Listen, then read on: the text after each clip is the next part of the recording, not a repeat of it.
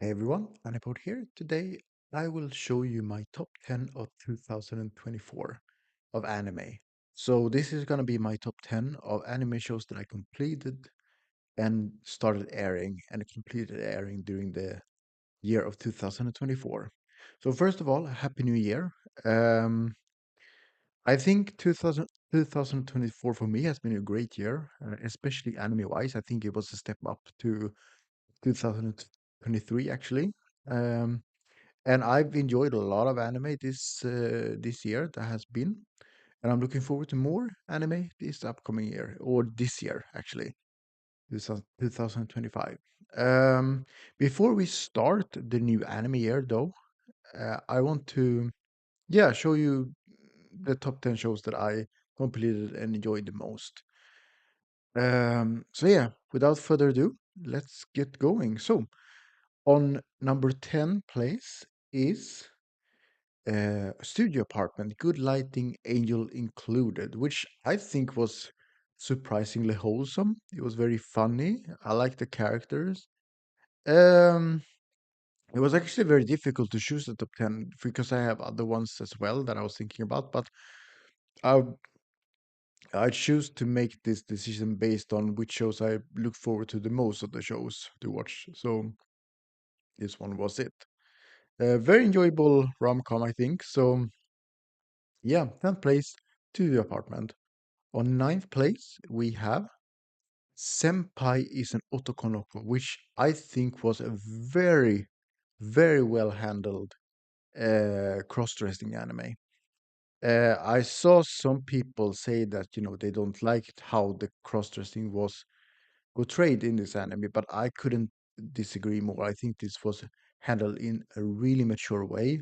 I think we got a good backstory on the main characters and their struggles, and how this anime was really about the main guy, Makoto, just trying to be himself, trying to express himself by cross-dressing. I think this was such a well-written story, and I guess the only thing that I didn't like as much was some of the Shibu moments, but that's really it.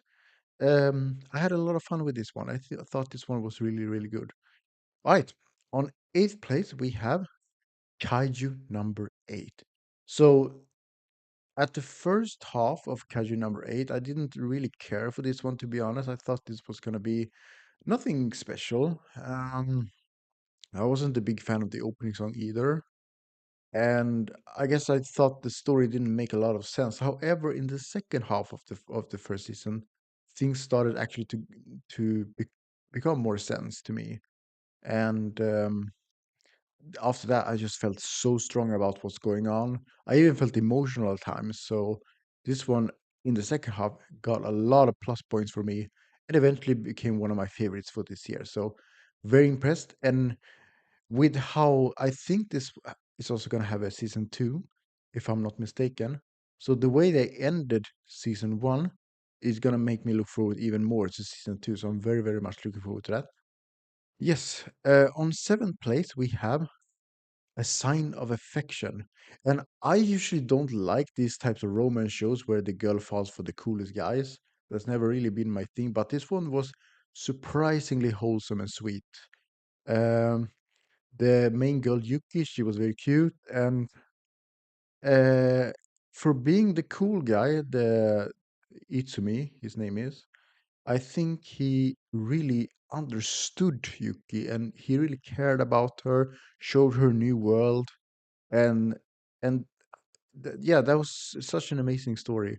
The thing I didn't like was really the lip style on the character. For example, the main guy had overly big lips, I think, but that was really the issue. The story was great, actually, surprisingly good. So yeah, on sixth place we have Train to the End of the World, which I think was a big surprise for this year. It was an original, and basically it's about these girls. It's like I think it was 7G who has taken over the world, and it kind of destroyed the world or made it different somehow with the activity of the 7G, I think. and these girls are trying to look for their friend, and they have to take the train to Ikebukuro. And while they're taking the train from the countryside to Ikebukuro, they have to stop at many different train stations, which have all been affected somehow of the 7G. And you see how each station has like a different world almost, which was very interesting to me. And they got to meet a lot of interesting people. Big surprise. Even the comedy was great in many parts. I think this one was a big surprise for me. I really enjoyed this one. All right, on fifth place we have Makane, which I think was. I thought this was gonna lean more towards maybe the girls falling for the guy, but it wasn't. But I really enjoyed it for what it was. It was they had such a good chemistry, all of them. I think good friendships, and the comedy was great. The I really liked all the characters. The animation was awesome as well. So I think this one was great, really great. Really enjoyed this one. On fourth place, we have season two, part two of Mushoku Tensei. And as you guys know, who has followed me for a while, I love Mushoku Tensei. I think Mushoku Tensei is one of the best isekais I've ever watched. And this season two, part two was no exception. Um, Great story, and I'm looking forward to the upcoming season as well. I don't really have too much else new to say about Mushoku Tensei. I think it's one of the absolute best isekais, if not the best isekai ever made. Moving on to number three, which is season three, the final season of The Duke of Death and his maid. And wow, did they end this season in such a great way? I couldn't ask for a better ending for this show actually. I've been following it from the start, and I did really enjoy season one. Season two, I thought was quite good, but season three that was so well done, and it was so interesting and amazing. And I feel that the ending was.